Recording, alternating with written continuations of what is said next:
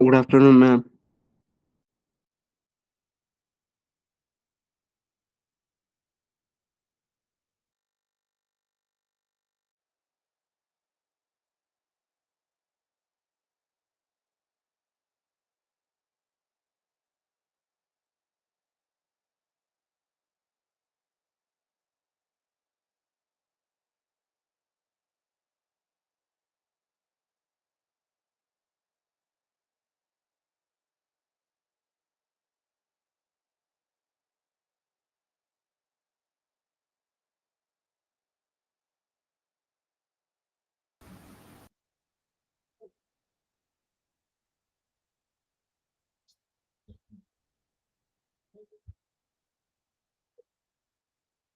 Good afternoon, all.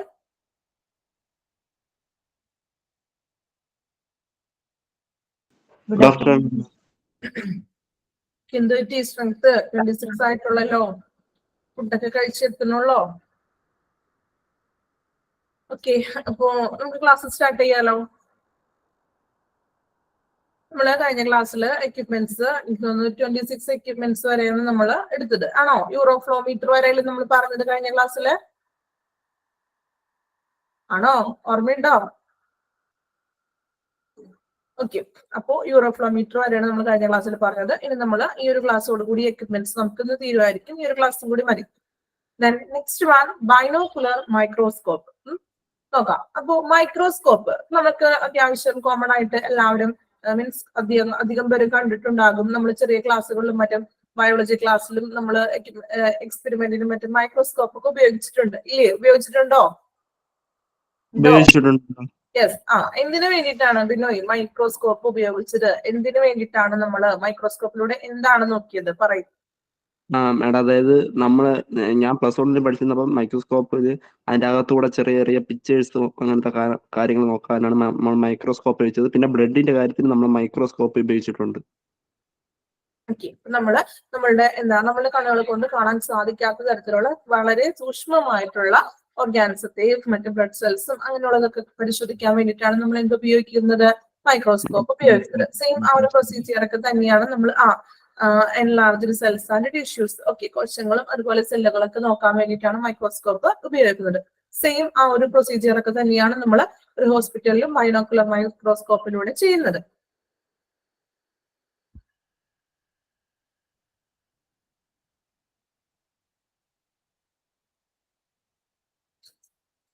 നോക്കാം. Binocular microscope.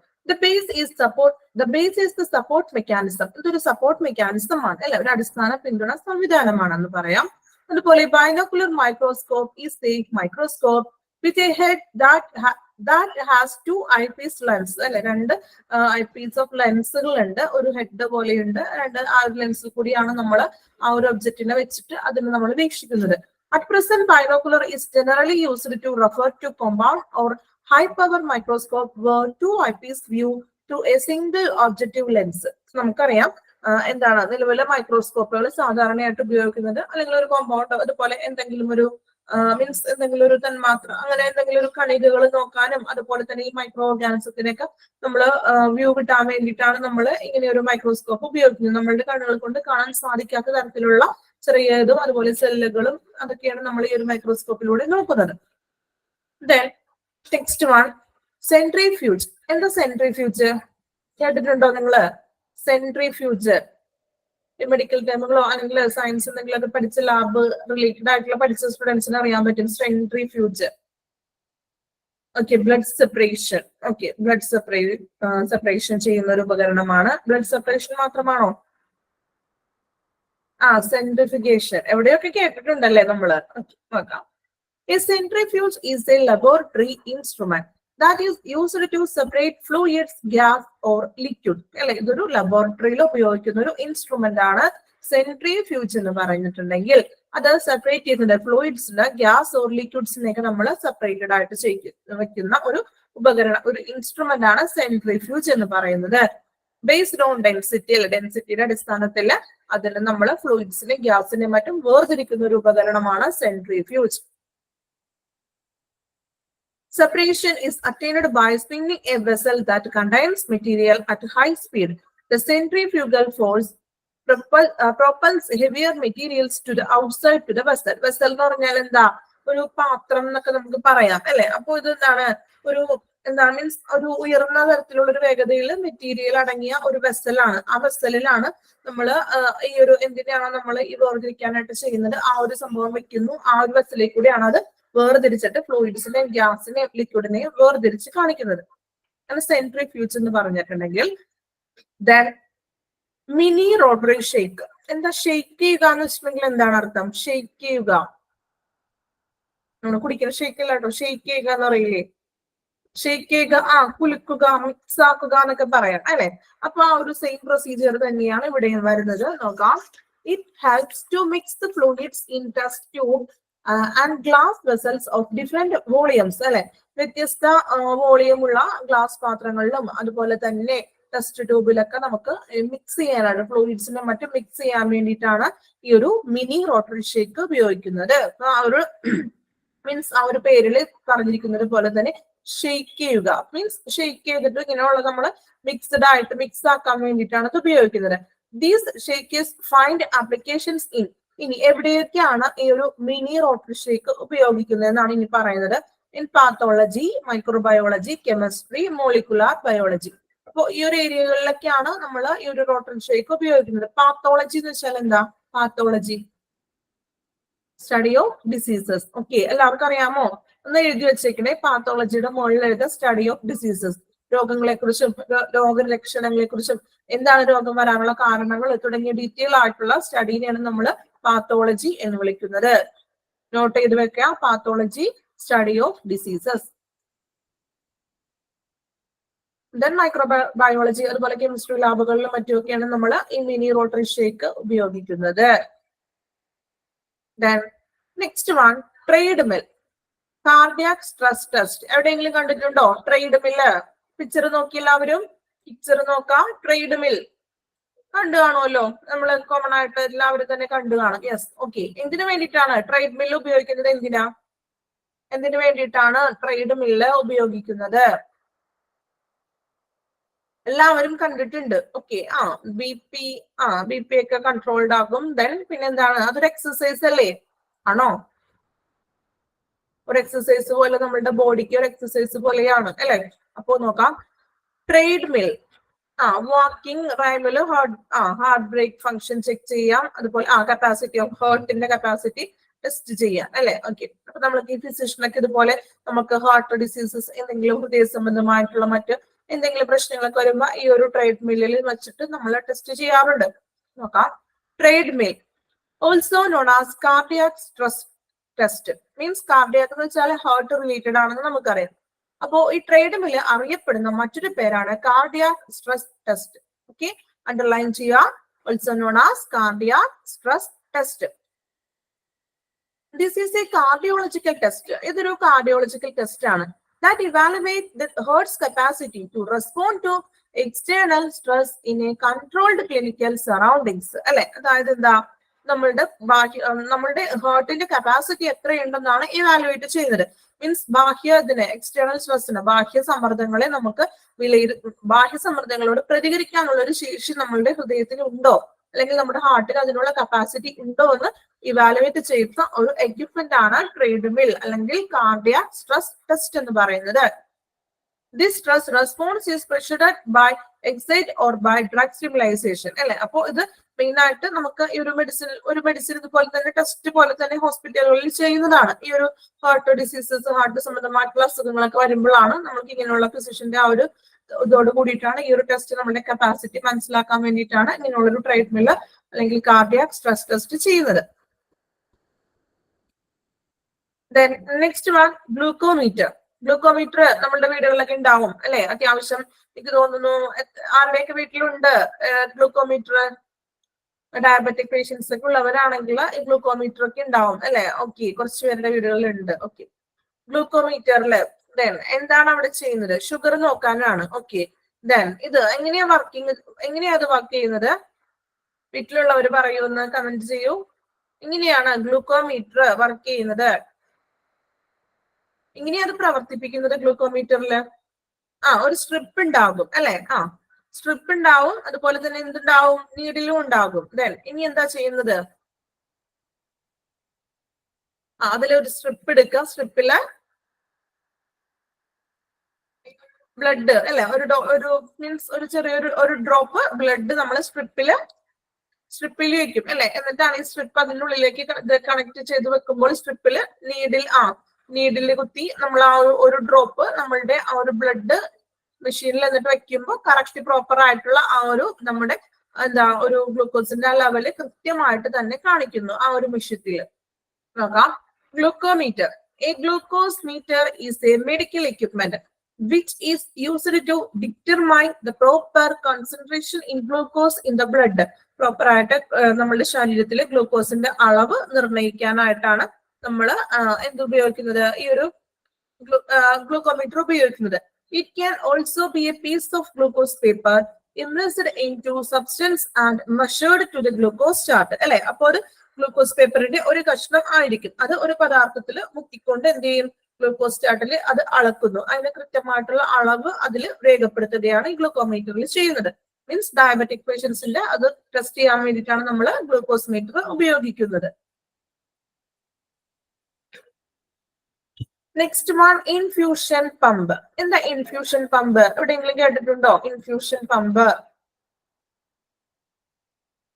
Infusion pump okay, ഇതുമായിട്ട് means science എടുത്ത് related ആയിട്ടുള്ള അല്ലെങ്കിൽ മറ്റേതെങ്കിലും റിലേറ്റഡ് കോഴ്സ് ചെയ്തവരുണ്ടോ?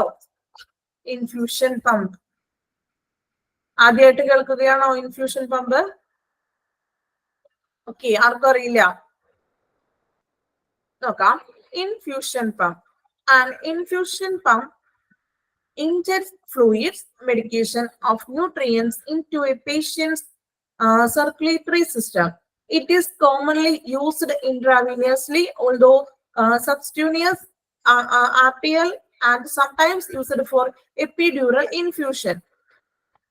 കമന്റ് ഇട്ടിട്ടുണ്ട്, ഫ്ലൂയിഡ്സിനെ നമ്മുടെ ശരീരത്തിലേക്ക് ഇഞ്ചക്ട് ചെയ്യുന്നത്. ഓക്കെ, അപ്പോ ഇൻഫ്യൂഷൻ പമ്പ് എന്ന് വെച്ചിട്ടുണ്ടെങ്കിൽ നമ്മൾ ഒരു പേഷ്യന്റിന്റെ അല്ലെങ്കിൽ ഒരു രോഗിയുടെ മീൻസ് സർക്കുലറി സിസ്റ്റത്തിലേക്ക്, രക്തചംക്രമണ ആ ഒരു സംവിധാനത്തിലേക്ക് ദ്രാവകങ്ങളോ അല്ലെങ്കിൽ മറ്റു ന്യൂട്രിയൻസോ പേഷ്യൻസിന്റെ അതിൽ മെഡിസിൻസ് ചെയ്യുന്നതിനെയാണ് നമ്മൾ എത്തിക്കുന്നതിനെയാണ് എന്ത് വിളിക്കുക, ഇൻഫ്യൂഷൻ പമ്പ്.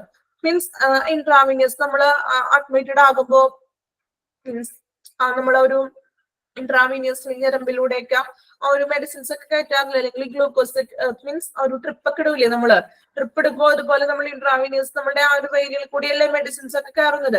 അതിന്റെ ഒരു സംവിധാനമാണ് ഇൻഫ്യൂഷൻ പമ്പ് എന്ന് പറഞ്ഞിട്ടുണ്ടെങ്കിൽ.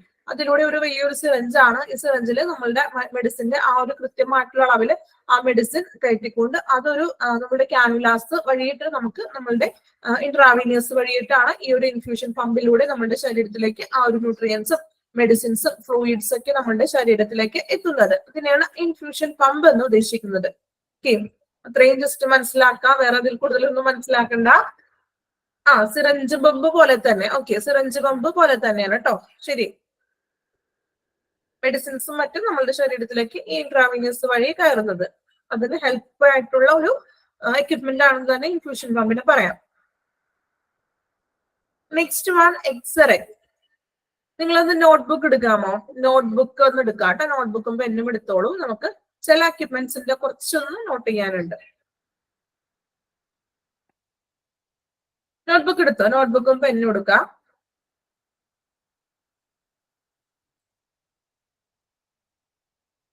ഓക്കെ, പറഞ്ഞോട്ടെ. നമ്മൾ കഴിഞ്ഞ ദിവസം എഴുതിയതിന്റെ കണ്ടിന്യൂഷൻ ആയിട്ട് തന്നെ എഴുതിക്കോളൂ. Infusion pump, infusion pump.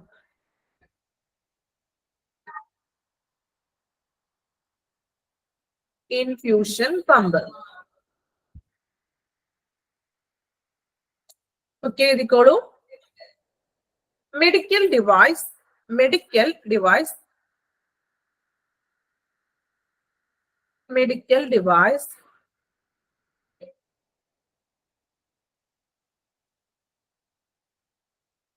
delivers, medical device delivers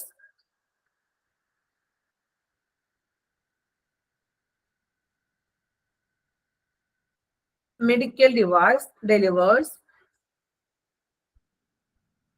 fluids, medical device delivers fluids such as nutrients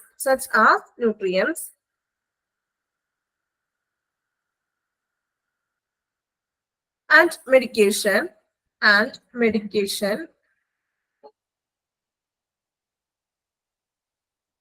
Medical device delivers fluids such as nutrients and medication into a patient body in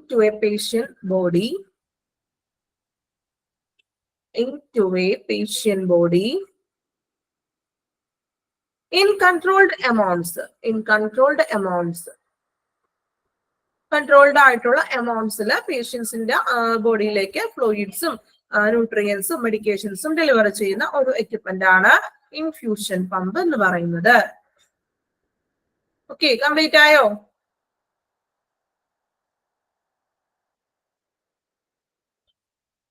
finish? Okay. Then next one x ray നോക്കാം. X ray ഞാൻ പറയേണ്ട ആവശ്യമില്ലല്ലോ. എപ്പോഴൊക്കെയാണ് x-ray എടുക്കുന്നത്, ഏതൊക്കെ സിറ്റുവേഷൻസിലാണ് x-ray എടുക്കുന്നത്? ഒരു പനിയോ അല്ലെങ്കിൽ ചുമയായിട്ടുണ്ടെങ്കിൽ എക്സ്റേ എടുക്കാറുണ്ടോ? ഉണ്ടോ? എക്സ്റേ എടുക്കുന്നത് എപ്പോഴൊക്കെയാണ്, ഏതെല്ലാം കണ്ടീഷൻസിലാണ് എക്സ്റേ എടുക്കണം എന്ന് നമ്മളോട് പറയുന്നത്? ഡോക്ടേഴ്സ് എക്സ്റേ ചെയ്യണം എന്ന് പറയുന്നത് എപ്പോഴൊക്കെയാണ്? ഫ്രാക്ചർ വരുമ്പോൾ, ഇഞ്ചുറീസ്, ബോൺ ഇഞ്ചുറി, പൊട്ടല് അല്ലെങ്കിൽ ചതവ്, ഒടിവ് അങ്ങനെയൊക്കെ വരുമ്പോഴാണ് നമ്മൾ ഒടിഞ്ഞിട്ടുണ്ടോ, ഓർത്തോ ഡിപ്പെൻഡഡ് ആണ്. ഓക്കെ, അപ്പോ നോക്കാം. X ray is a swift pain free procedure that is done to make images of the structure within the body, especially the bones. അല്ലെ, നമ്മൾ പറഞ്ഞു എല്ലുകൾക്കും അങ്ങനെ ഒടിവോ മറ്റോ ഫ്രാക്ചർ ഒക്കെ ഉണ്ടോ എന്നൊക്കെ ചെക്ക് ചെയ്യുന്നതാണ് എക്സ്റേ വഴി. അല്ലെ, എക്സ്റേ എടുക്കുമ്പോൾ പെയിൻഫുൾ ആണോ? പെയിൻ ഉണ്ടാവാറുണ്ടോ? എക്സ്റേ എടുത്തിട്ടുള്ളവരോടാണ് ചോദിക്കുന്നത് കേട്ടോ. പെയിൻ ഉണ്ടായിട്ടുണ്ടോ? ഇല്ല അല്ലെ, പെയിൻ ഫ്രീ പ്രൊസീജിയർ ആണ്. നമ്മൾ കൊടിയോ ചതവോ ഒക്കെ ഉണ്ടായിട്ടുണ്ടോ എന്നൊക്കെ നമുക്ക് ഡീറ്റെയിൽ ആയിട്ട് ചെക്ക് ചെയ്യുന്നതാണ് എക്സ്റേ വഴി ചെയ്യുന്നത്. അപ്പൊ x ray okay. Next one C T scan. എന്താ സി ടി സ്കാൻ? നമ്മൾ കേട്ടിട്ടുള്ള ഒരു ടേം ആണല്ലോ സി ടി സ്കാൻ അല്ലെ. ആർക്കെങ്കിലും ചെയ്തിട്ടുണ്ടോ? സി ടി സ്കാൻ ചെയ്തവരുണ്ടോ? ഓക്കെ, എങ്കിലും സി ടി സ്കാൻ എന്താണെന്ന് മീൻസ് ഓക്കെ ഫുൾ ഫോം ഒക്കെ ഇട്ടിട്ടുണ്ട്. സി ടി സ്കാനിനെ പറ്റി എന്തെങ്കിലും ഒരു ഐഡിയ ഉണ്ടോ? എന്തിനു വേണ്ടിയിട്ടാണ് അല്ലെങ്കിൽ എത്തരത്തിലുള്ള പേഷ്യൻസിന് വേണ്ടിയിട്ടാണ് സി ടി സ്കാൻ ഉപയോഗിക്കുന്നത്, ചെയ്യുന്നത്? എന്തെങ്കിലും ഐഡിയ ഉണ്ടോ? ഫുൾ ബോഡി സ്കാനിങ് ആണ്. ഓക്കെ, നോക്കാട്ടോ. സി ടി സ്കാൻ എന്താ? സി ടി സ്കാന്റെ ഫുൾ ഫോം നോക്കി. Computer tomography scan. അണ്ടർലൈൻ ചെയ്യാ, ഇമ്പോർട്ടന്റ് ആണ്. C T scan, computer tomography scan. Okay, computed tomography scan or CT scan utilizes the computer processed combination of many X-ray measurements taken from various angles to make cross-sectional images of particular area of a scanned object, permitting the user to observe inside the object without tearing. നോക്കാം. അപ്പോ C T scan എന്ന് നിങ്ങൾ പറഞ്ഞു ഒരു full body scanning ആണെന്ന് നമുക്ക് പറയാം അല്ലെ. അതായത് സ്കാൻ ചെയ്ത വസ്തുവിന്റെ പ്രത്യേക ഭാഗങ്ങളുടെ ക്രോസ് സെക്ഷൻ ഇമേജുകൾ നിർമ്മിക്കാൻ, അതായത് ഓരോ വ്യത്യസ്തമായിട്ടുള്ള ആംഗിൾസിൽ നിന്നാണ് നമ്മൾക്ക് വ്യത്യസ്തമായിട്ടുള്ള ആംഗിൾസിൽ നിന്നും നമുക്ക് ഈ ഒരു സ്കാൻ ചെയ്തിട്ട് അതിനെ ടോട്ടലി പ്രോസസ്സ് ചെയ്തുകൊണ്ടാണ് നമ്മൾ ഇതിന്റെ റിസൾട്ട് ടോട്ടലി എടുക്കുന്നത്. അപ്പൊ ഒരു വസ്തുവിനെ വേറെ ഒരു ഒബ്ജക്റ്റിന് വേറെ കുഴപ്പമൊന്നും ഇല്ലാണ്ട് നല്ല സേഫ് ആയിട്ട് തന്നെ ചെയ്യുന്ന ഒരു പ്രോസസ്സാണ്. വിവിധ ആംഗിളിൽ നിന്നാണ്, വ്യത്യസ്തമായിട്ടുള്ള ആംഗിളിൽ നിന്നാണ് നമ്മൾ ഈ ഒരു സി ടി സ്കാൻ ചെയ്യുന്നത്. ക്രോസ് സെക്ഷൻ ഇമേജുകൾ നിർമ്മിക്കുന്നത് ഈ വിവിധ ആംഗിളിൽ നിന്ന് ഈ ഒരു സി ടി സ്കാൻ ചെയ്തുകൊണ്ടാണ് അതിന്റെ റിസൾട്ട് ലാസ്റ്റ് എടുക്കുന്നത്.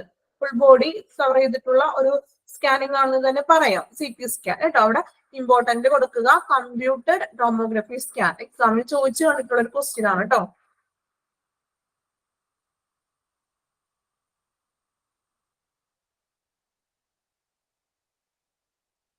ദെൻ ഒന്ന് എഴുതിയെടുത്തോളൂ, CT സ്കാൻ കേട്ടോ. CT സ്കാൻ നോട്ടിൽ എഴുതാം. CT സ്കാൻ ജസ്റ്റ് ഒരു വേർഡിൽ ഒന്ന് എഴുതിയെടുക്കാം കേട്ടോ. ഒറ്റ സെന്റൻസിൽ നമുക്ക് എഴുതാം. CT scan.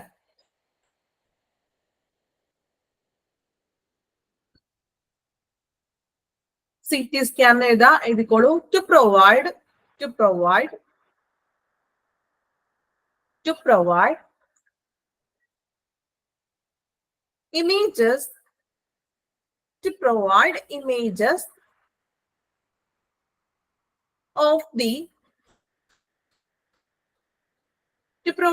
images of the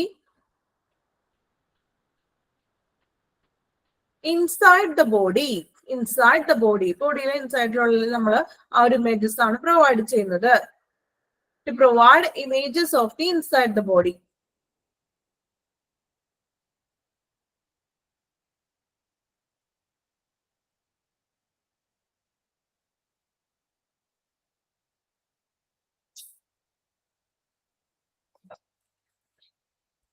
okay.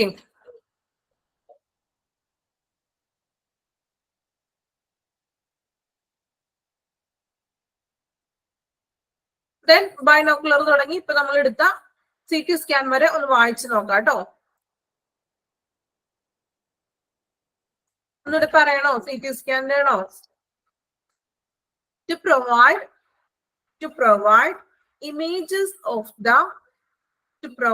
Images of the inside the body.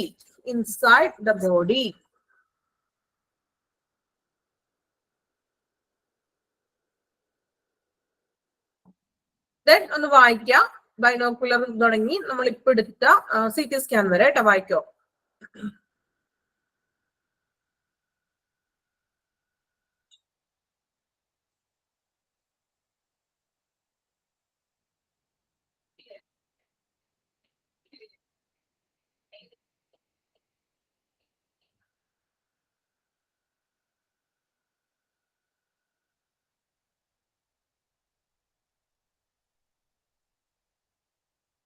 Binocular നോക്കാം. സൂക്ഷ്മ ഓർഗാൻസത്തിനൊക്കെ നമുക്ക് കണ്ടുപിടിക്കാം. സെൻട്രിഫ്യൂജ് എന്താണ്? സെപ്പറേറ്റ് ചെയ്യാനായിട്ട് ഫ്ലൂയിഡ്സിനെ. നെക്സ്റ്റ് രണ്ടെണ്ണം വായിക്കൂ.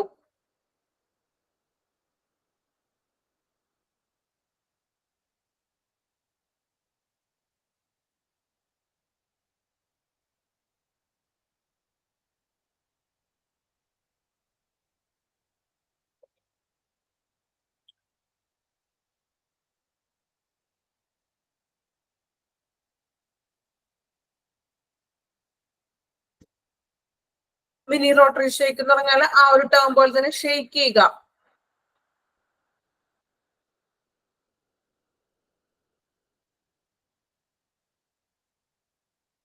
Then trade mill, cardiac stress test എന്നാണ് അറിയപ്പെടുന്നത്. നമ്മുടെ ഹാർട്ടിന്റെ കപ്പാസിറ്റി ആണത് അളക്കുന്നത്.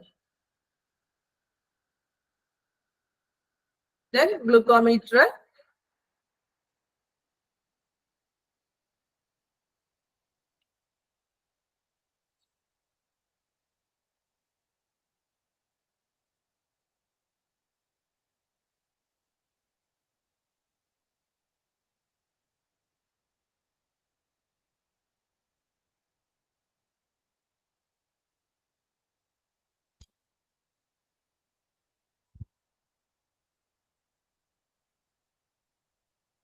ഇൻഫ്യൂഷൻ പമ്പും എക്സ്റേ നോക്കാം കേട്ടോ. ഇൻഫ്യൂഷൻ പമ്പ് എന്ന് പറഞ്ഞാൽ സിറഞ്ച് പമ്പിന്റെ ആ ഒരു ഏകദേശം ആ ഒരു ഇതിൽ തന്നെ പറയുന്നതാണ്.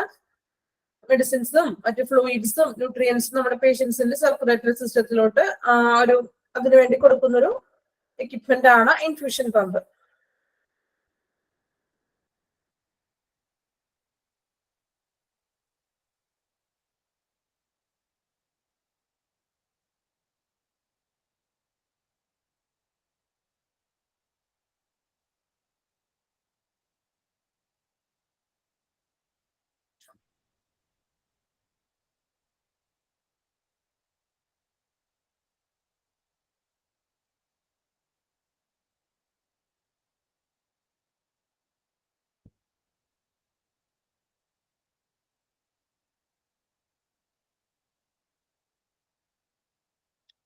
എക്സ്റേ നമുക്ക് അറിയാവുന്ന കാര്യമാണ്. ബോഡിയിലത്തെ നമുക്ക് എന്തെങ്കിലും ഒടിവോ ചതവോ അങ്ങനെയൊക്കെ ഉണ്ടെങ്കിലൊക്കെ നോക്കുന്നതാണ് എക്സ്റേ അല്ലെ. Then CT scan, computer tomography scan. വിവിധ ആംഗിളിൽ നിന്നും വ്യത്യസ്തമായിട്ടുള്ള ആംഗിളിൽ നിന്നാണ് CT സ്കാൻ ചെയ്യുന്നത്.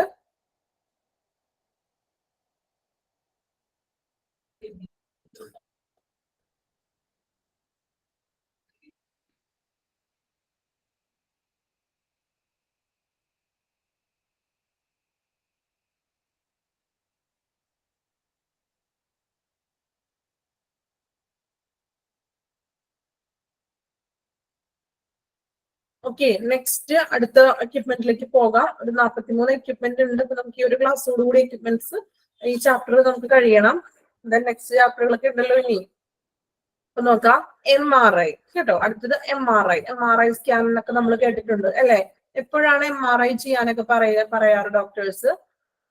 MRI ചെയ്യുക എന്നൊക്കെ പറയില്ലേ? MRI ചെയ്യുന്നത് ഏതൊക്കെ സിറ്റുവേഷൻസിലാണ്?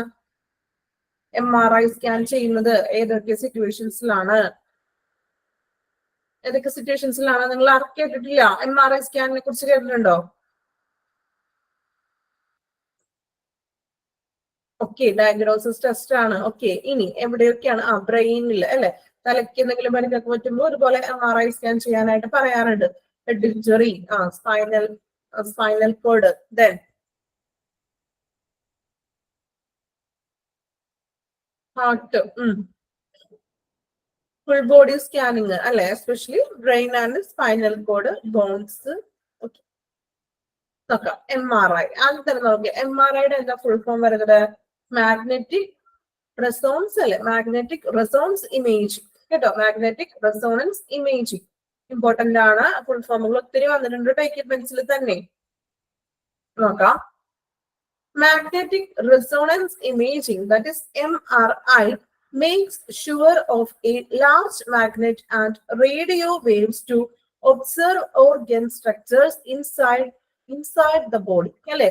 നമ്മുടെ ശരീരത്തിലെ ആന്തരിക അവയവങ്ങളുടെ ഘടനയും പ്രവർത്തനങ്ങളുമാണ് പകർത്തിയെടുക്കാനുള്ള ഒരു സ്കാനിങ് രീതിയാണ് അല്ലെ ഇത്.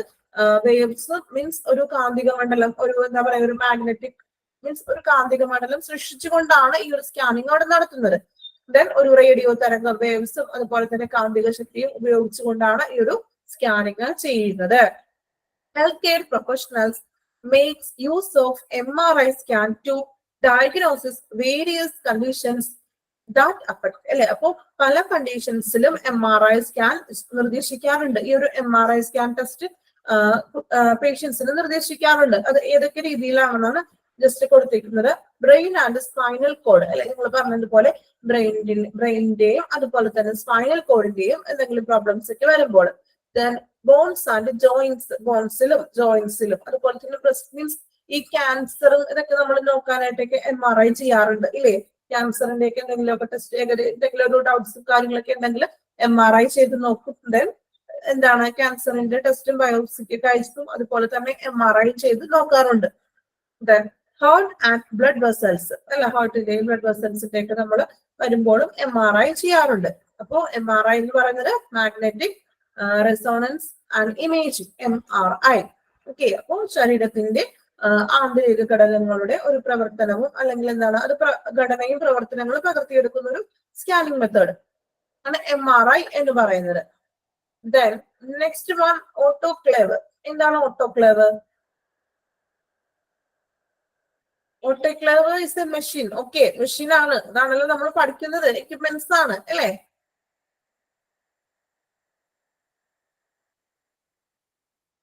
കോൺട്രാസ്റ്റ് ആണോ? ഓക്കെ, ഓട്ടോക്ലേവ് എന്ന് പറഞ്ഞിട്ടുണ്ടെങ്കിൽ എന്താണ്? Germs free. Okay, means sterilization അല്ലെ. സ്റ്റെറിലൈസ് ചെയ്യുക എന്നുള്ളൊരു അർത്ഥം വരുന്നത്. ഓക്കെ, സ്റ്റെറിലൈസ് ചെയ്യുക മീൻസ് നമ്മൾ സ്റ്റെറിലൈസ് ചെയ്യുന്ന ഒരു രീതി.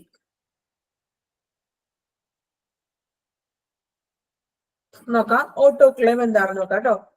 An autoclave is a mechanical device that uses high temperature, steam, and pressure to destroy microorganisms such as bacteria, virus, fungus, and spores in items that put inside in the pressure vessel. Autoclaves are commonly used as steam sterilize in healthcare, laboratory, food and pharmaceutical industries. ആ steam സ്റ്റെറിലൈസസ് അല്ലെ. അപ്പൊ ഇതൊരു സ്റ്റെറിലൈസസ് ചെയ്തൊരു procedure ആണ്. അതൊരു high ടെമ്പറേച്ചറിലാണ്. Sterilise പോലെ തന്നെ ഉയർന്നൊരു high temperature സ്റ്റീമാണ്. ഉയർന്ന മർദ്ദത്തിലും താപനിലയിലുമാണ് നമ്മൾ ഉപയോഗിച്ചിട്ട് സൂക്ഷ്മാണുക്കളെ നശിപ്പിക്കുകയാണ് ചെയ്യുന്നത്. ബാക്ടീരിയ അല്ലെങ്കിൽ വൈറസ്, ഫംഗസ്, പിന്നെ എന്താണ് സ്പോർട്സ് എന്ന് വെച്ചിട്ടുണ്ടെങ്കിൽ ബീജകോശങ്ങൾക്കില്ലേ, അതിനെയൊക്കെ നമ്മൾ ഈ ഉയർന്ന താപനിലയിലെ ടെമ്പറേച്ചർ വഴി നമ്മൾ നശിപ്പിക്കാതാക്കുകയാണ് ചെയ്യുന്നത്. പിന്നെ ഓട്ടോക്ലേവ്സ് കൂടുതലായിട്ടും ഉപയോഗിക്കുന്നത് എവിടെയൊക്കെയാണെന്ന് ഹെൽത്ത് കെയറിൽ, അതുപോലെ തന്നെ ലബോറട്ടറിയിൽ, ഫുഡ് ആൻഡ് ഫാർമസ്യൂട്ടിക്കൽ ഇൻഡസ്ട്രീസിലൊക്കെയാണ് കൂടുതലായിട്ടും ഓട്ടോക്ലേവ് ഉപയോഗിച്ച് കണ്ടുവന്നിട്ടുള്ളത്. സ്റ്റെറിലൈസേഷൻ തന്നെ ഏകദേശം.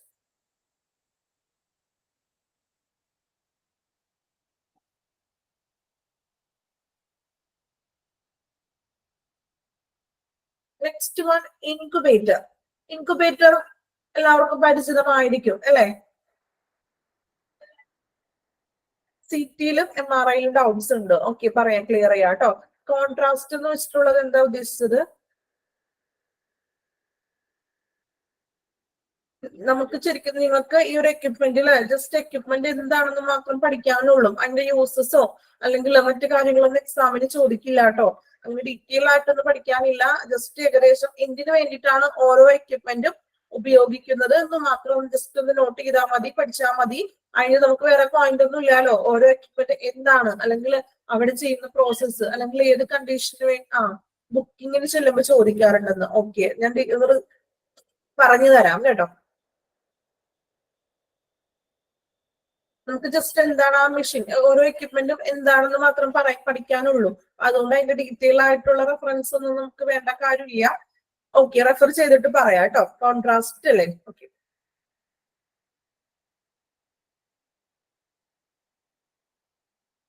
അപ്പോ ഇൻക്യുബേറ്റർ എന്ന് വെച്ചിട്ടുണ്ടെങ്കിൽ മെയിൻലി ഇൻക്യുബേറ്റർ ആർക്ക് വേണ്ടിയിട്ടാണ് ഇൻക്യുബേറ്റർ ഉപയോഗിക്കുന്നത്?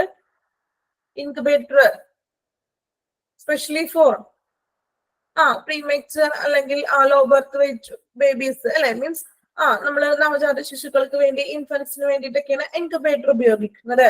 ദെൻ എന്തിനാണ് ഇൻക്യുബേറ്റർ ഉപയോഗിക്കുന്നത്? എന്തിനാണ് ബേബീസിനെ നമ്മൾ ഇൻക്യുബേറ്ററിൽ കിടത്തുന്നത്? എല്ലാ ബേബീനെയും ഇൻക്യുബേറ്റർ യൂസ് ചെയ്യാറുണ്ടോ? ആണോ? ഇല്ല. ഓക്കെ, പ്രീമേച്ചർ ആയിട്ടുള്ള, അതായത് മാസം തികയാതെയുള്ള, നമ്മൾ പറഞ്ഞായിരുന്നു മാസം തികയാതെ വരുന്ന കുഞ്ഞുങ്ങൾക്ക് അവർക്ക് പ്രോപ്പർലി ആ ഒരു ടൈം വരെ അതിനുള്ള ഒരു സേഫ് ആൻഡ് ഒരു പ്രൊട്ടക്റ്റ് കെയർ ലഭിക്കാൻ വേണ്ടിയിട്ടാണ് നമ്മൾ ഇൻക്യുബേറ്റർ ഉപയോഗിക്കുന്നത്. നോക്കാം, incubator. And infant incubator is A small equipment അല്ലെ. ഇൻഫന്റ് ഇൻക്യുബേറ്റർ എന്ന് പറഞ്ഞാൽ ഇൻഫന്റ്സിനെ പോലെ തന്നെ വളരെ സ്മോൾ ആയിട്ടുള്ള ഒരു എക്യുപ്മെന്റ് ആണ്. Commonly used in paediatric hospitals. Paediatric ഹോസ്പിറ്റൽസിലും അതുപോലെ തന്നെ birthing centres and neonatal intensive care, NICU, ഓർമ്മയുണ്ടോ? Neonatal intensive care. അപ്പോ ഇത് മെയിൻ ആയിട്ട് ഇൻക്യുബേറ്റർ ഉപയോഗിച്ച് കണ്ടിട്ടുള്ളത് ഹോസ്പിറ്റലിൽ, പീഡിയാട്രിക്കിന്റെ ഉള്ള ഹോസ്പിറ്റലുകളിൽ, ഓൾറെഡി ഡെലിവറിയൊക്കെ അവൈലബിൾ ആയിട്ടുള്ള ഹോസ്പിറ്റലുകൾ, അതുപോലെ തന്നെ ബർത്ത് സെന്റേഴ്സ്, അതിനുവേണ്ടി മാത്രമുള്ള സെപ്പറേറ്റഡ് ഹോസ്പിറ്റലൊക്കെ ഉണ്ടാവും. ബർത്തിന്റെ ആ ഒരു ഡെലിവറി ആ ഒരു കാര്യങ്ങൾക്ക് മാത്രമായിട്ടുള്ള ഹോസ്പിറ്റലുകൾ ഉണ്ടാവും. സോ അവിടെ ഉണ്ടാകും. അതുപോലെ തന്നെ NICU, കുഞ്ഞുങ്ങളുടെ NICU, ഇവിടെയുമാണ് ഈ ഒരു ഇൻക്യുബേറ്റർ കാണപ്പെടുന്നത്. Possibly the most apparent function of an infant incubator is to safeguard infant during the earlier stage of life അല്ലെ. ജീവിതത്തിന്റെ ആദ്യഘട്ടത്തില് കുഞ്ഞുങ്ങൾക്ക് സംരക്ഷിക്കുക എന്നതാണ് അതിന്റെ ഒരു ഫംഗ്ഷൻ എന്ന് പറഞ്ഞാൽ. നമ്മൾ പറഞ്ഞ പ്രീമേച്ചർ ആയിട്ടുള്ള ബേബീസ് അല്ലെ, വെയിറ്റ് വളരെ കുറവായിരിക്കും. ചിലപ്പോ ഒരു 7 മാസത്തിലോ അല്ലെങ്കിൽ 6 മാസമുള്ളപ്പോ ചിലപ്പോൾ എന്തെങ്കിലും കോംപ്ലിക്കേഷൻസ് മൂലമൊക്കെ പെട്ടെന്ന് തന്നെ മീൻസ് സി സെക്ഷനിലൂടെ കുഞ്ഞുങ്ങളെ നമ്മൾ പുറത്തെടുത്തുള്ള ഒരു അവസ്ഥ ഉണ്ടാവും. സോ അവർക്ക് ആവശ്യമായിട്ടുള്ള ടെമ്പറേച്ചറും എല്ലാം നിലനിർത്തി അവരെ കെയർ ചെയ്യുക, പ്രൊട്ടക്ട് ചെയ്യാനൊക്കെ വേണ്ടിയിട്ടാണ് ഇൻക്യുബേറ്റർ ഉപയോഗിക്കുന്നത്. നെക്സ്റ്റ് വൺ മെഡിക്കൽ റെഫ്രിജറേറ്റർ അല്ലെ. നമുക്കറിയാം നമ്മുടെ വീട്ടിലൊക്കെ ഉള്ള പോലെ തന്നെ ഒരു റെഫ്രിജറേറ്റർ, അതുപോലെ തന്നെ ഒരു റെഫ്രിജറേറ്റർ ഹോസ്പിറ്റലുകളിലും അവൈലബിൾ ആണ് അല്ലെ. നമുക്കറിയാം ചില മെഡിസിൻസ് ഒക്കെ നമ്മൾ ഫ്രിഡ്ജിൽ വെച്ച് തന്നെ ഉപയോഗിക്കണം എന്ന് പറയാറുണ്ട്. ഏതൊക്കെ മെഡിസിൻസ് ആണ് നിങ്ങൾക്ക് അറിയാവുന്ന? ഏതെല്ലാം മെഡിസിൻസ് ആണ് നമ്മൾ ഫ്രിഡ്ജിൽ സ്റ്റോർ ചെയ്തിട്ട് നമ്മൾ ആ ടൈമിൽ മാത്രം പുറത്തെടുക്കാൻ പാടുള്ളൂ എന്ന് പറയുന്നത് ഏതൊക്കെയാണ്?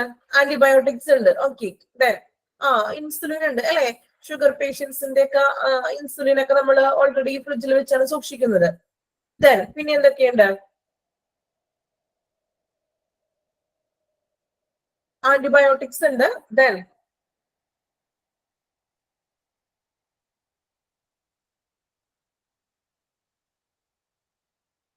പിന്നെ എന്തൊക്കെയുണ്ട്? പിന്നെ കുഞ്ഞുങ്ങൾക്ക്, കുഞ്ഞു കൊച്ചുങ്ങൾക്ക് ഇതുപോലെ തന്നെ സപ്രോക്സിൻ എന്ന് പറഞ്ഞൊരു മെഡിസിൻ ഉണ്ട്, ഒരു മെഴുക് പോലത്തെ വാക്സിൻ, ഇതുപോലെ വാക്സിനുകൾ വെക്കും. ഓക്കെ, സപ്രോക്സിൻ എന്ന് പറഞ്ഞൊരു ഇതുണ്ട്. അതുപോലെ തന്നെ എന്താ, നമ്മൾ നെബുലൈസ് ചെയ്യൂലേ, നെബുലൈസ് മിഷനിൽ ഉപയോഗിക്കുന്ന ലിക്വിഡ് ആയിട്ടുള്ള മെഡിസിൻ ഉണ്ട്. അതെല്ലാം ഇതിലാണ് ഫ്രിഡ്ജിൽ സൂക്ഷിക്കേണ്ടതായിട്ടുണ്ട്. അപ്പൊ ചില മെഡിസിൻസ് അതുപോലെ തന്നെ ആ ഒരു ടെമ്പറേച്ചറിൽ ഫ്രിഡ്ജിൽ ഇൻസുലിൻ ഉണ്ട്. സപ്പോസിറ്ററി മീൻസ് കുഞ്ഞുങ്ങളുടെ ആ ഒരു ഉപയോഗിക്കുന്നതൊക്കെ പനിക്കും അങ്ങനെ കൂടുതലൊക്കെ. ബ്ലഡ് ഓക്കെ, നമ്മള് ബ്ലഡ് റെഫ്രിജറേറ്ററിലാണ് നമ്മള് ലബോറട്ടറിയിലൊക്കെ സൂക്ഷിക്കുന്നത്. ഓക്കെ, നോക്കാം. Medical refrigerator. Medical refrigerators are particularly designed to meet the requiring temperature demands for safe vaccine storage. With temperature range between 35 degree Fahrenheit to 46 degree Fahrenheit. 35 degree തുടങ്ങി 46 degree വരെയുള്ള ആ ഒരു റേഞ്ചിലാണ് നമ്മൾ ഇത് സ്റ്റോർ ചെയ്യുന്നത്. This medical refrigerator will secure store A wide range. അപ്പൊ ഇത് നല്ല രീതിയിൽ സ്റ്റോർ ചെയ്യാനായിട്ടും അതുപോലെ തന്നെ അതിന്റെ ഒരു സെക്യൂർ ആയിട്ട് തന്നെ നമുക്ക് ഇവിടെ സ്റ്റോർ ചെയ്യാനായിട്ട് സാധിക്കുന്നു medical refrigerator. Next one, walker. ഞാൻ എക്സ്ട്രാ പറയേണ്ട ആവശ്യമില്ല. വാക്കർ എന്തിനു വേണ്ടിയിട്ടാണ് വാക്കർ ഉപയോഗിക്കുന്നത്? എപ്പോഴാണ് നമുക്ക് ഇത് ആവശ്യമായി വരുന്നത്? വാക്കർ കുഞ്ഞു വാവകള് നടക്കാൻ തുടങ്ങി നമ്മൾ വാക്കർ വാങ്ങിച്ചു കൊടുക്കാറുണ്ട് ഇല്ലേ? വാക്കർ കൊടുക്കാറില്ലേ കുട്ടികൾക്ക്?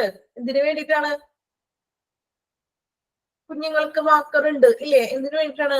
നടക്കാനായിട്ട്. അവർ പയ്യെ കുഞ്ഞിതായിട്ട് നടന്നു തുടങ്ങുമ്പോ ആ കാലൊന്ന് ഉറയ്ക്കാൻ വേണ്ടിയിട്ട് അല്ലെ? കാലൊന്ന് മണ്ണിൽ ഉറച്ച് മീൻസ് ഒന്ന് സ്കിപ്പ് ചെയ്ത് മീൻസ് ഉറച്ചൊന്നും സപ്പോർട്ടിന് വേണ്ടിയിട്ടാണ് നമ്മൾ വാക്കർ കുഞ്ഞു കുട്ടികൾക്ക് ഉപയോഗിക്കുന്നത്. അത് കുഞ്ഞു കുട്ടികളുടെ വാക്കർ അല്ല കേട്ടോ പറയുന്നത്, ഇത് മെഡിക്കൽ എക്യുപ്മെന്റിലുള്ള ഒരു വാക്കറാണ്. മീൻസ് വാക്കർ എന്ന് വെച്ചിട്ടുണ്ടെങ്കിൽ എന്താണ്, നമുക്കൊരു എന്താ സപ്പോർട്ടിങ് കിട്ടാൻ വേണ്ടിയിട്ട് അല്ലെ? അപ്പോ വാക്കർ നമുക്ക് ഇവിടെ നമ്മൾ ഹോസ്പിറ്റലിൽ ഇൻസ്ട്രുമെന്റ് ആയിട്ട് വാക്കർ പറയുന്നത് മെയിൻലി എന്തെങ്കിലും ഡിസബിൾഡ് ആയിട്ടുള്ളവര് അല്ലെങ്കിൽ നടക്കാൻ ബുദ്ധിമുട്ടുള്ള പേഷ്യൻസും പ്രായമായവർക്കും അല്ലെ, അങ്ങനെ നടക്കാൻ ബുദ്ധിമുട്ടുള്ള പ്രായമായവർക്കും അല്ലെങ്കിൽ ഇതുപോലെ എന്തെങ്കിലും വൈകല്യങ്ങളോ മീൻസ് ഡിസബിലിറ്റി ഒക്കെ ഉള്ള അവർക്കായിരിക്കും വാക്കർ നമ്മൾ ഉപയോഗിക്കുന്നത്. നോക്കാം, walker.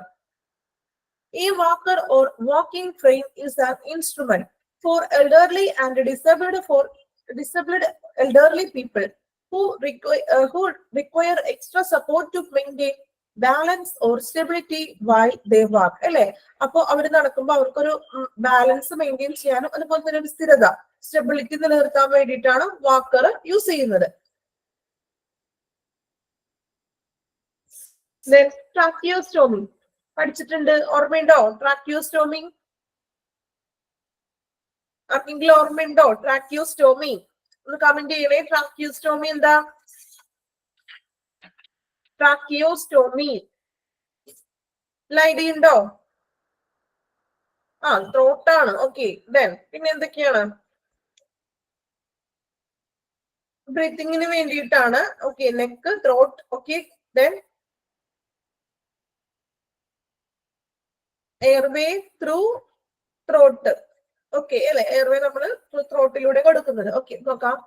This surgical procedure consists of making an incision on the anterior aspect of the neck and opening direct airway through incision in the trachea. അല്ലെ? എയർവേ ടു ട്രാക്കിയ എന്ന് നമുക്ക് ഒറ്റ വാക്കിൽ പറയാം. കഴുത്തിന്റെ മുൻഭാഗത്ത് ഒരു ചെറിയൊരു ഹോള് പോലെ ഉണ്ടാക്കിയിട്ട് അതിലൂടെയാണ് എയർവേ, മുറിവിലൂടെ ശ്വാസനാളം തുറന്ന് മീൻസ് നമ്മൾ എയർവേ കണക്ട് ചെയ്യുകയാണ് ചെയ്യുന്നത്. അതിനാണ് ട്രാക്കിയോസ്റ്റോമി എന്ന് പറയുന്നത്.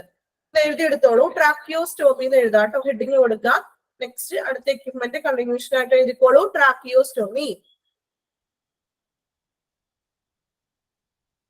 ട്രാക്കിയോസ്റ്റോമി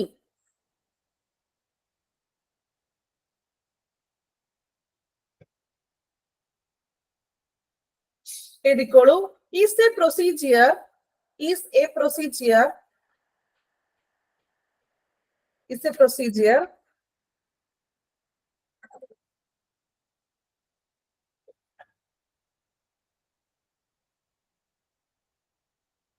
is a procedure to help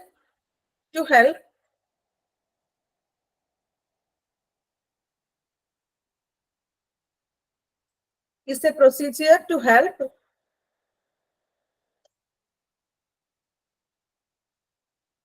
it's a procedure to help air and oxygen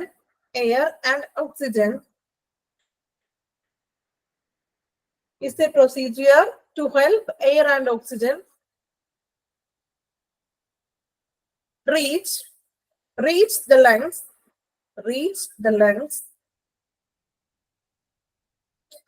is a procedure to help air and oxygen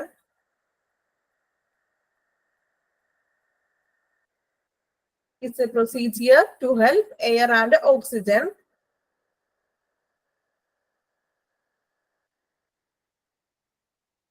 reach the lungs by creating an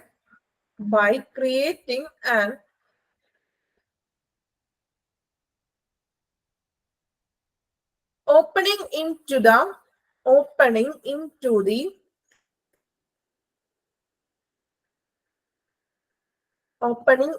the trachea from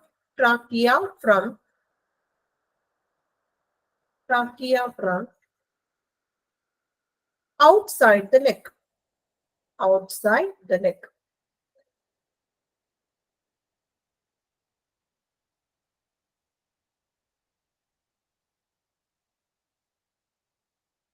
Okay, complete ആയോ? Repeat ചെയ്യണോ? Complete ആയോ? Okay,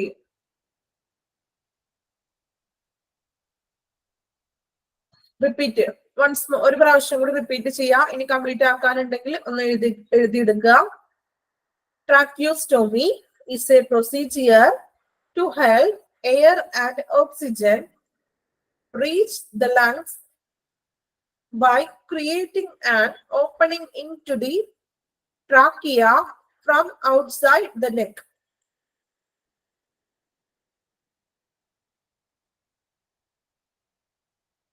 Okay.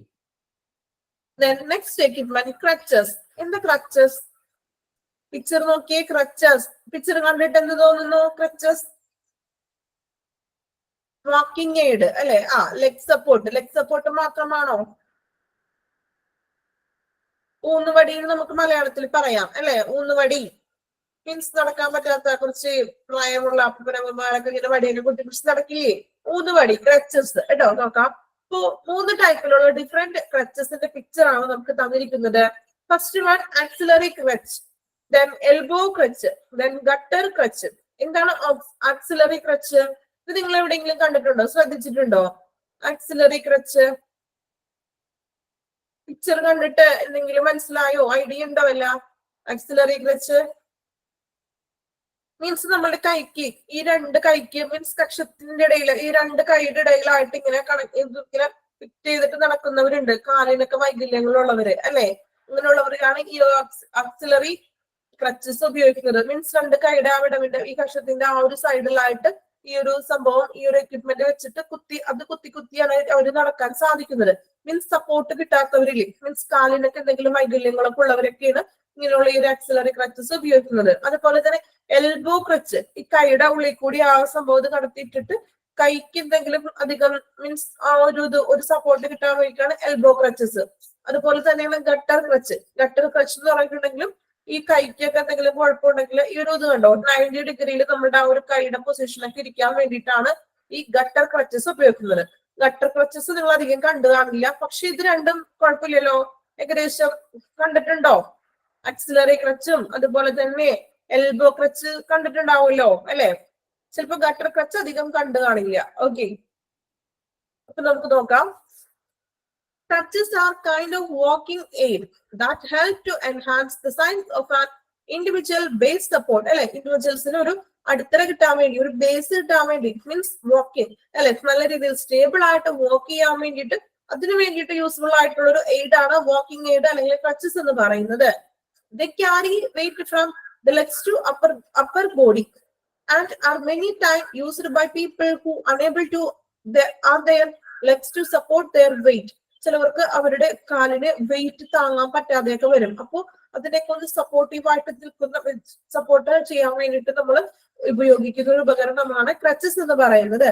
അത് ഒരു വ്യക്തിയുടെ എന്താണ് കാല് മുതൽ, നമ്മുടെ കാല് തുടങ്ങി ശരീരത്തിന്റെ മുകൾ ഭാരം വരെ വഹിക്കുന്നതും സപ്പോർട്ട് ചെയ്യുന്നതും. ദെൻ അതിനെ തന്നെ നമ്മൾ ഇപ്പോ ഫ്രം ഷോർട്ട് ടേം ഇഞ്ചുറീസ് അല്ലെങ്കിൽ ലോങ് ലാസ്റ്റിംഗ് ഡിസബിലിറ്റീസ് ഒക്കെ ഉള്ളവർക്കൊക്കെയാണ് ഈ ഒരു ക്രച്ചസ് ഉപയോഗിക്കുന്നത് അല്ലെ. ചിലപ്പോൾ എന്തെങ്കിലും നമുക്ക് പരിക്കുകളൊക്കെ പറ്റുമ്പോൾ കുറച്ചു നാളത്തേക്ക് ഇങ്ങനൊരു സ്ട്രക്ചർ ഇതൊക്കെ ഈ ക്രച്ചസ് ഉപയോഗിക്കേണ്ടതായിട്ട് വരും. അത് കഴിയുമ്പോൾ നമ്മൾ ഓക്കെ ആകും അല്ലെ. പിന്നെ എന്താ പറയാ, ഡിസബിൾഡ് ആയിട്ടുള്ള ജന്മന ഇങ്ങനെ ഇപ്പൊ നിങ്ങൾ കണ്ടിട്ടുണ്ടാവും, പുറത്തേക്ക് അല്ലെങ്കിൽ പോകുമ്പോഴൊക്കെ കാലിന് ഇപ്പോ ചിലപ്പോ മുഴുവൻ ഭാഗം ഉണ്ടാവില്ല, ചിലപ്പോ മുട്ട് വരെയൊക്കെ ഉണ്ടാവുള്ളൂ ഇല്ലേ, ശ്രദ്ധിച്ചിട്ടുണ്ടോ അങ്ങനെ? അപ്പൊ അങ്ങനെയുള്ളവരൊക്കെ ഇത് means life end of life വരെ ഈ ഒരു ക്രച്ചസ് ഉപയോഗിച്ചിട്ടായിരിക്കും അവർക്ക് മീൻസ് ഒന്ന് സപ്പോർട്ട് ചെയ്ത് നടക്കാൻ പറ്റുന്നത് ഇങ്ങനെയുള്ള ഒരു എക്യുപ്മെന്റ് ഒക്കെ ഉപയോഗിച്ചുകൊണ്ടാണ്. Then crutches of 3 type of crutches ആണ് പറഞ്ഞത്. axilla crutches, elbow crutches and gutter crutches. Okay. Then cardiac monitor. എന്താണ് cardiac monitor? എന്തായിരിക്കും അവിടെ മോണിറ്റർ ചെയ്യുന്നത്? cardiac monitor എന്തുമായിട്ടാണ് cardiac monitor relate ചെയ്തിരിക്കുന്നത്? cardiac monitor യെസ്, ഹാർട്ടാണ് അല്ലെ, ഹാർട്ടുമായിട്ട് റിലേറ്റ് ചെയ്തിട്ടുള്ളതാണ് കാർഡിയാക് മോണിറ്റർ എന്ന് പറയുന്നത്. ഓക്കെ, നമുക്ക് നോക്കാം. The cardiac monitor is an equipment that exhibits the electrical and pressure waveforms of the cardiovascular system for measurement and treatment. അല്ലെ, നമുക്കറിയാം ഹൃദയത്തിന്റെ ഓരോ വൈദ്യുത സമ്മർദ്ദ രൂപങ്ങള് അത് അളക്കുന്നതിനും അല്ലെങ്കിൽ ചികിത്സിക്കുന്നതിനുമായിട്ടൊക്കെയാണ് കാർഡിയാക് മോണിറ്റർ യൂസ് ചെയ്യുന്നത്, ഹൃദയ സംബന്ധമായിട്ടുള്ള കാര്യങ്ങൾ അളക്കുന്നതിന്. Then parameters particular to respiratory functions can also be calculated. It is most commonly used in emergency rooms and critical care area to observe post-operative patients and patients with critical electrolyte imbalance and other unstable patient. അല്ലെ, അപ്പോ എന്താണ്, അപ്പൊ നമ്മൾ പറഞ്ഞു cardiac monitor എന്ന് പറഞ്ഞിട്ടുണ്ടെങ്കിൽ ഹൃദയ സംബന്ധമായിട്ടുള്ള ഹൃദയത്തിന്റെ ആ വൈദ്യുത തരംഗ രൂപങ്ങൾ അളക്കാൻ വേണ്ടിയിട്ടാണ് നമ്മൾ കാർഡിയാക് മോണിറ്റർ ഉപയോഗിക്കുന്നത്. അതുപോലെ തന്നെ ഇത് എവിടെയാണ് കാണപ്പെടുന്നത്? കൂടുതലായിട്ടും എമർജൻസി റൂമുകളിൽ അല്ലെങ്കിൽ അതുപോലെ തന്നെ ICU, critical care area. Then observe postoperative patients എന്ന് വെച്ചിട്ടുണ്ടെങ്കിൽ ശസ്ത്രക്രിയ കഴിഞ്ഞിട്ടുള്ള പേഷ്യൻസ് ഒക്കെ ഇല്ലേ, ഇപ്പോ സർജറി ഒക്കെ കഴിഞ്ഞ് കിടക്കുന്ന പേഷ്യൻസ്, അവരുടെ കാർഡിയാക് മോണിറ്ററിംഗ് ഒക്കെ ചെക്ക് ചെയ്യാറുണ്ട്. അതുപോലെ തന്നെ ക്രിട്ടിക്കൽ ആയിട്ടുള്ള patients, critical electrolyte imbalance means എന്താണ്, ഒരു അസന്തുലിതാവസ്ഥ, നമ്മളുടെ ശരീരത്തിലെ ഇലക്ട്രോലൈറ്റുകളുടെയൊക്കെ അസന്തുലിതാവസ്ഥ വരുന്ന പേഷ്യൻസ്. അതുപോലെ തന്നെ അൺസ്റ്റേബിൾ പേഷ്യൻസ് മീൻസ് അസന്തുലിതമായിട്ട് എന്തെങ്കിലും മറ്റു അസുഖങ്ങളോ അങ്ങനെ നേരിടുന്ന ഹാർട്ട് സംബന്ധമായിട്ടുള്ള ഡിസീസസ് അനുഭവിക്കുന്ന പേഷ്യൻസിനൊക്കെയാണ് നമ്മൾ എന്ത് ചെയ്യുക? കാർഡിയാക് മോണിറ്റർ ഉപയോഗിക്കുന്നത്. എസ്പെഷ്യലി അത് ഹാർട്ട് സംബന്ധമായിട്ടുള്ള കാര്യങ്ങൾക്ക് വേണ്ടിയിട്ടാണ് നമ്മൾ കാർഡിയാക് മോണിറ്റർ യൂസ് ചെയ്യുന്നത്. Then last one, traction. നിങ്ങൾ പിക്ചറിൽ നോക്കാം. പിക്ചറിൽ കണ്ടിട്ട് എന്താണ് ട്രാക്ഷൻ എന്ന് വല്ല ഐഡിയ ഉണ്ടോ? ഒരാളെ ഫുൾ ബോഡി കവർ ചെയ്തിട്ട് കിടക്കുന്ന ഒരു അവസ്ഥയിലാണ് പിക്ചറിൽ കാണുന്നത് അല്ലെ. അപ്പോ ഈ ട്രാക്ഷൻ എന്ന് പറഞ്ഞാൽ എന്താ മലയാളത്തിൽ നമുക്ക് എന്ത് വിളിക്കാം? ട്രാക്ഷൻ. നമുക്കറിയാം ഈ കൈകളും കാലുകളും ഒടിയുമ്പോൾ ഇതുപോലെ തൂക്കിയിടും അല്ലെ. ഇപ്പൊ ഹോസ്പിറ്റലിൽ നിങ്ങൾ പിക്ചറിൽ കണ്ടോ? ഒരു സ്റ്റാൻഡിലായിട്ട് ഇങ്ങനെ കണക്ട് ചെയ്ത് കാല് തൂക്കിയിട്ടേക്കുന്നത് കണ്ടായിരുന്നോ? നമ്മളും ഹോസ്പിറ്റലിൽ പോകുമ്പോൾ ഇങ്ങനെയൊക്കെ കണ്ടിട്ടുണ്ട്. ഇപ്പോ നടുവേദനയൊക്കെ ഉള്ള പേഷ്യൻസിനൊക്കെ ആണെങ്കിൽ ഇതുപോലെ ഒരു വെയിറ്റ് ഒക്കെ വെച്ചിട്ട് വെയിറ്റ് ഒക്കെ ഇട്ട് തൂക്കിയൊക്കെ ഇടാറുണ്ട് ഇല്ലേ? ശ്രദ്ധിച്ചിട്ടുണ്ട് എപ്പോഴെങ്കിലും? വെയിറ്റ് ഇടുക, അങ്ങനെ തൂക്കിയൊക്കെ ഇട്ടിട്ടുണ്ട്. പക്ഷെ ഇതിന്റെ സംഭവത്തിന് ഓരോ എക്യുപ്മെന്റ്സ് ആണത്, അല്ലെങ്കിൽ ഈ എക്യുപ്മെന്റിന്റെ പേരുകൾ ഉണ്ടെന്ന് നമുക്കറിയില്ലായിരുന്നു അല്ലെ. ഇപ്പോഴാണ് നമ്മൾ ഇങ്ങനെയുള്ള എക്യുപ്മെന്റ്സുകൾ ഉണ്ട് എന്ന് പഠിച്ചു വരുന്നത്. നോക്കാം. അപ്പൊ ട്രാക്ഷൻ എന്ന് വെച്ചിട്ടുണ്ടെങ്കിൽ തൂക്കിയിടുക എന്നുള്ളൊരു മീനിങ് ആണ് കേട്ടോ. നോക്കാം. Traction is a set of mechanism to straighten broken bones or relieve pressure on the spine and bones. There are mainly two types of traction, skin traction and skeletal traction. രണ്ട് ടൈപ്പില് traction ഉണ്ട്, skin ട്രാക്ഷനും സ്കെൽറ്റൽ ട്രാക്ഷനും.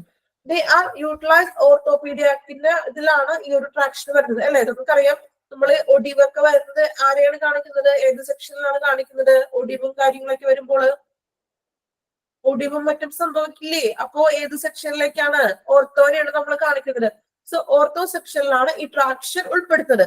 Means തകർന്ന എല്ലുകൾ നേരെയാക്കാനും അതുപോലെ തന്നെ അസ്ഥികളിലെ സമ്മർദ്ദവും നട്ടെല്ലിലെയും അസ്ഥികളിലെ സമ്മർദ്ദവും ഒഴിവാക്കാൻ വേണ്ടിയിട്ടാണ് നമ്മൾ ഇങ്ങനെ കാലൊക്കെ മീൻസ് കെട്ടിത്തൂക്കി ഇടുന്നത്. അതായത് ട്രാക്ഷൻ മീൻസ് അത് ആ എല്ലുകൾ നേരെയാകാൻ വേണ്ടിയിട്ടൊക്കെയാണ് ചെയ്യുന്നത്.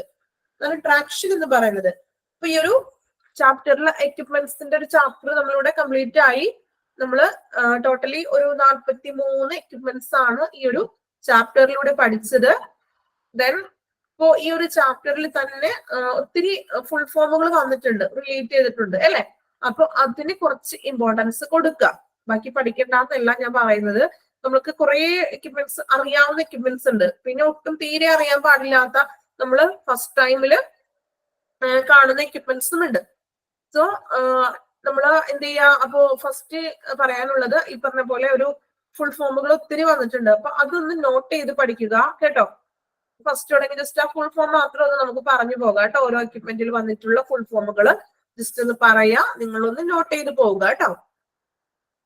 നോക്കാം. ഫസ്റ്റ് നമ്മൾ പറഞ്ഞു AED, automated external defibrillator. Important ആണ്, പഠിക്കണം. ജസ്റ്റ് ഞാനൊന്ന് ഓരോ എക്യുപ്മെന്റ്സിലും ഫുൾ ഫോമുകൾ വന്നിട്ടുള്ളതെന്ന് പറയുകയാണ്. അപ്പൊ ഒന്ന് കയ്യിൽ കോപ്പി ഉണ്ടെങ്കിൽ ഒന്ന് നോട്ട് ചെയ്ത് വെക്കുക, അല്ലെങ്കിൽ നോട്ട്ബുക്കിൽ തന്നെ ജസ്റ്റ് ഒന്ന് ആ ഷോർട്ട് ഫോം മാത്രം ഒന്ന് എഴുതിയെടുക്കുക. ദെൻ നിങ്ങളത് എക്സ്പാൻഡ് ഫോം ഒന്ന് എഴുതിയാൽ മതി. അപ്പോ ഫസ്റ്റ് നമുക്ക് AED, automated external defibrillator. Okay. Then തെർമോമീറ്ററിൽ വേറെ പ്രശ്നമൊന്നുമില്ല, നമുക്കറിയാവുന്ന കാര്യങ്ങളൊക്കെയാണ്.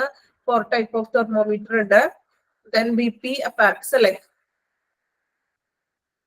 ദെൻ ലാറിംഗോസ്കോപ്പ്, ഓക്സിജൻ മാസ്ക് ഉണ്ട്, അറിയാം. ECG അറിയാലോ, ഇലക്ട്രോ കാർഡിയോഗ്രാഫ്. ദെൻ വെയിറ്റിംഗ് മെഷീൻസിൽ കുഴപ്പമൊന്നുമില്ല. വീൽ ചെയർ നമുക്ക് അറിയാവുന്ന ഒരു എക്യുപ്മെന്റ് ആണ്. സ്ട്രക്ചർ നോക്കാം. BMI, ബോഡി മാസ് ഇൻഡെക്സ് പറയാം കേട്ടോ, പറയാം.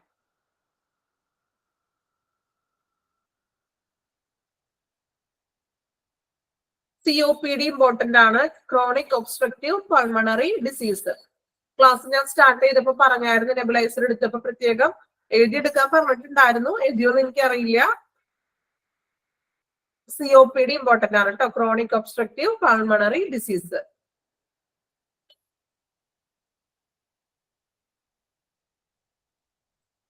ദെൻ EEG എന്തായിരുന്നു? നമ്മൾ എഴുതിയതാണ് ക്ലാസ് എടുത്തപ്പോ. ഫസ്റ്റ് ക്ലാസ്സില് EEG എഴുതി എടുത്തിട്ടുണ്ട്. ഇലക്ട്രോ എന്തായിരുന്നു, ഓർമ്മയുണ്ടോ? ഒന്ന് കമന്റ് ചെയ്യാമോ? എഴുതിയിട്ടില്ല അപ്പൊ നിങ്ങൾ ആരും? കഴിഞ്ഞ ക്ലാസ്സില് EEG ഫുൾ ഫോം ഒക്കെ നമ്മൾ എഴുതിയതായിരുന്നു, ഓർമ്മയുണ്ടോ? ഇലക്ട്രോ എൻസെഫാലോഗ്രാം കേട്ടോ, എഴുതിയെടുത്തിട്ടുണ്ട്.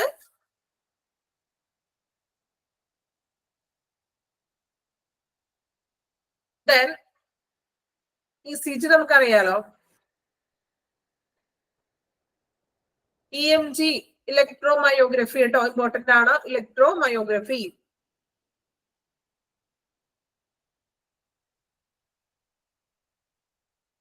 Then PFT, pulmonary function test, important ആണ് കേട്ടോ, PFT. അതുപോലെ തന്നെ എന്താ, CT സ്കാനിന്റെ ഫുൾ ഫോം നോക്കാം. Computed tomography scan. Then MRI full form പഠിക്കാനുണ്ട്, മാഗ്നറ്റിക് റിസോണൻസ് ഇമേജിംഗ്.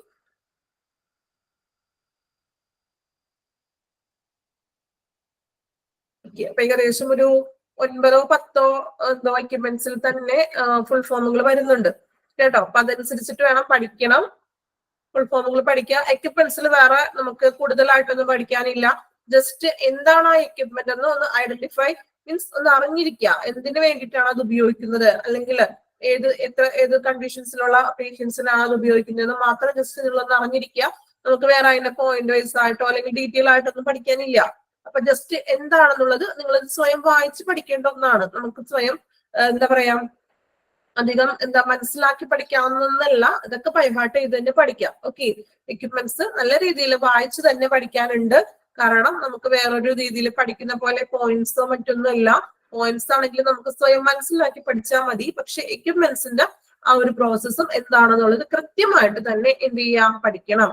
എന്നാൽ മാത്രമേ അത് പഠിച്ചിട്ടുണ്ടെങ്കിൽ കിട്ടുള്ളൂ കേട്ടോ. ജസ്റ്റ് ഓടിച്ച് വായിക്കാന്നോർത്ത് വിട്ട് കളയരുതും. കുറച്ച് സമയം കണ്ടെത്തി തന്നെ ഈ ഒരു നോക്കുമ്പോ ഒരു ചെറിയൊരു ചാപ്റ്റർ ആയിരിക്കും അല്ലെ, കുറച്ച് എക്യുപ്മെന്റ്സ് മാത്രമേ ഉള്ളൂ, പഠിച്ച് പെട്ടെന്ന് തീരാവതേ ഉള്ളൂ എന്ന് നമ്മൾ വിചാരിക്കും. പക്ഷെ അങ്ങനെയല്ല, അത് കൃത്യമായിട്ടും ബൈഹാർട്ട് ചെയ്ത് തന്നെ പഠിക്കണം. ഓക്കെ, നിങ്ങൾക്ക് ലബോറട്ടറി എന്ന് പറഞ്ഞൊരു ചാപ്റ്റർ എടുത്തിട്ടുണ്ടോ? നമ്മള് ലബോറട്ടറി എടുത്തിട്ടില്ലല്ലോ. ലബോറട്ടറി എടുത്തിട്ടുണ്ടോ? ഇല്ല. ഓക്കെ, ഇനി നമുക്ക് എത്ര ചാപ്റ്റർ ഇനി കംപ്ലീറ്റ് ചെയ്യാനുണ്ട്? എനിക്ക് തോന്നുന്നു ഒരു 4 ചാപ്റ്റർ ആണോ കംപ്ലീറ്റ് ചെയ്യാനുള്ളത്? 4 or 5? ഓക്കെ, നിങ്ങൾ പറഞ്ഞോളൂ. മ്യൂട്ട് മാറ്റിയിട്ടുണ്ട്, പറയൂ. മൊഡ്യൂളില് ആക്സിഡന്റ് ആൻഡ് എമർജൻസി ഡിപ്പാർട്ട്മെന്റ് ഇല്ലേ? ആക്സിഡന്റ് ആൻഡ് എമർജൻസി എടുത്തിട്ടില്ല. ഇല്ല, ഫസ്റ്റ് മൊഡ്യൂൾ അതേ ബാക്കിയുള്ളത്. ഓക്കെ, ഈ ലബോറട്ടറി എന്ന് പറഞ്ഞൊരു ചാപ്റ്റർ എടുത്തിരുന്നോ? എടുത്തിട്ടുണ്ടോ രമ്യ മിസ്? ഇല്ല ഇല്ല ഇല്ല ഇല്ല ഇല്ല. ഓക്കെ, അപ്പൊ നമുക്ക് ഇനി അടുത്തത് ലബോറട്ടറി എന്ന് പറഞ്ഞൊരു ചാപ്റ്റർ ആയിരിക്കും കേട്ടോ സ്റ്റാർട്ട് ചെയ്യുന്നത്. ഓക്കെ, അപ്പൊ അതിന്റെ കോപ്പിയൊക്കെ ഒന്ന് കയ്യിലെടുത്ത് വെക്കണം കേട്ടോ. ലബോറട്ടറി ഇനി നമുക്ക് എത്ര ചാപ്റ്റേഴ്സ് ഇനി കുറച്ച് ഫസ്റ്റ് മൊഡ്യൂളിന് ആക്സിഡന്റ് ആൻഡ് എമർജൻസി ഉള്ളു എടുക്കാനായിട്ട്. ബാക്കി ഫസ്റ്റ് മൊഡ്യൂൾ കംപ്ലീറ്റ് ആയി ആണോ? ഓക്കെ, ലബോറട്ടറി എന്തായാലും എടുത്തിട്ടില്ലല്ലോ. അപ്പൊ ലബോറട്ടറിയുടെ ആ ഒരു PDF കയ്യിൽ കരുതണം. Okay,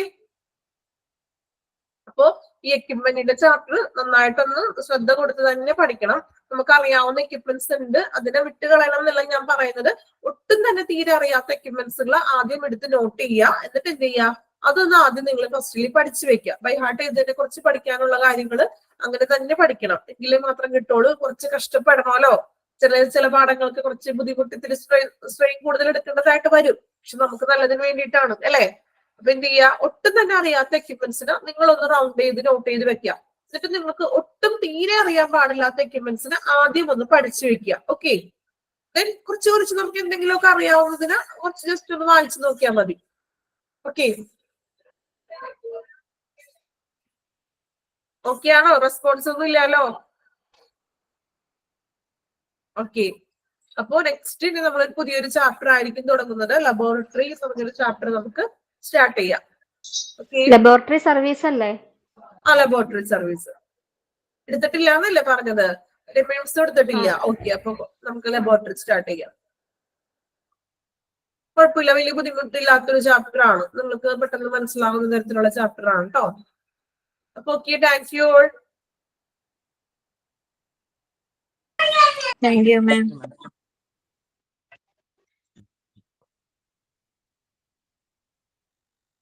thank you ma'am.